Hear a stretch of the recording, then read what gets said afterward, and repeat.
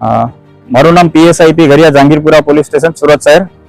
ગઈકાલ રાત્રે 30 તારીખના રાત્રે 1:30 વાગ્યે અમને ફરિયાદીનો ફોન આવેલો કે ઇમરજન્સી હેલ્પલાઇન 112 પર કે અમુક ચોર ઇસમો તે જે બિલ્ડિંગનું મેનેજમેન્ટ સંભાળે છે તે બિલ્ડિંગમાં ચોરી કરવાના આશયથી ઘૂસેલા છે. અલગ અલગ રિક્ષામાં આવી જેથી તેમણે પોલીસ મદદ માટે ફોન કરતા પોલીસ તાત્કાલિક ઘટના સ્થળ પર અહીંયા પહોંચી ગયેલી અને પોલીસે પહોંચી અને તાત્કાલિક એમને પોલીસને જોઈ જતા અમુક ચોર ઇસમો અહીંથી ભાગવા માંડેલા.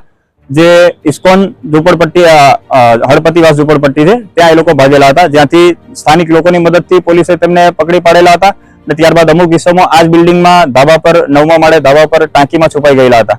એમાં દરેક ફ્લોર પર સર્ચ હાથ ધરી પોલીસે તે ઇસમોને પકડી પાડેલા છે. આમ કુલ 8 આરોપી અને 4 બાળ કિશોરોની પોલીસે પકડી પાડેલા છે. તેમના વિરુદ્ધ ડિટેન કરી આગળની કાર્યવાહી હાથ ધરી છે. આરોપી અલગ અલગ જગ્યાના છે. મોટાભાગના અમરોલી આવાસના અને અમરોલી પાડા પર અને છાપરા ભાઠામાં રહેતા આરોપીઓ છે.